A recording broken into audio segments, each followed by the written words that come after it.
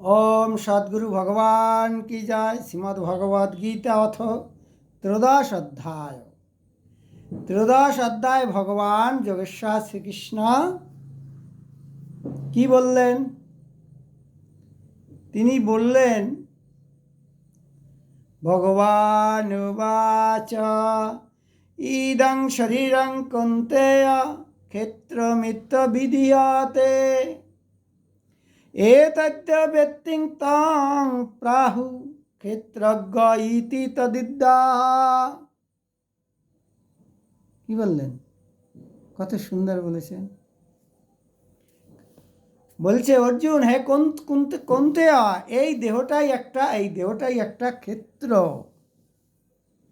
আর যিনি একে উত্তম রূপে জানেন, এই দেহটাকে যিনি উত্তম রূপে জানেন তিনি হইলেন ক্ষেত্রজ্ঞ। তাইলে এই দেহটার ভিতরে অনেক কিছু আছে না? তাহলে ভগবান বলছে কেন উত্তম রূপে যে জানেন? উত্তম রূপে জানার কারণ কি?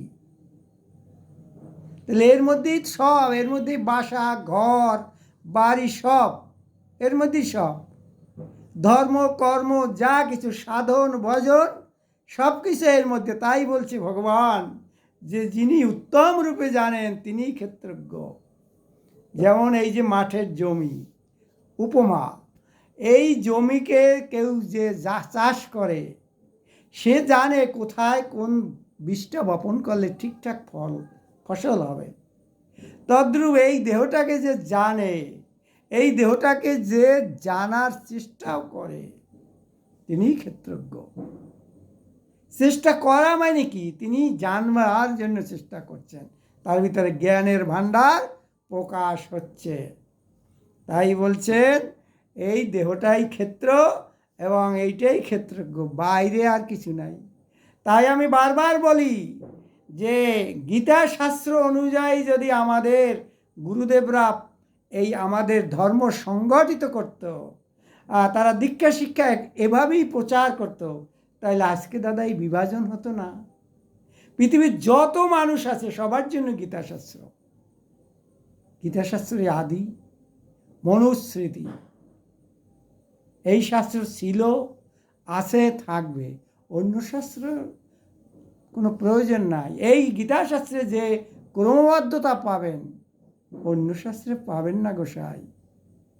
এই গীতাশাস্ত্র থেকেই আমরা শুরু করি, তাইলে দেখবেন পৃথিবীর সমস্ত মানুষ আমাদের দিকে ঝাঁপিয়ে পড়বে, কারণ এতে কোনো পয়সা লাগে না। এই সাধন ভজনে কোনো পয়সা লাগে না, তাহলে মানুষ ঝাঁপিয়ে আসবে না? এত অলংকার, এত অনন্ত ক্রিয়ার বিস্তার, তা তো প্রয়োজন নেই।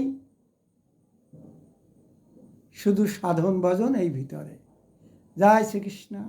সবাই ভালো থাকবেন। হরি ওম শান্তি, ওম শান্তি, ওম শান্তি। পৃথিবীর সকল মানুষের কল্যাণ হোক, শান্তিময় হোক।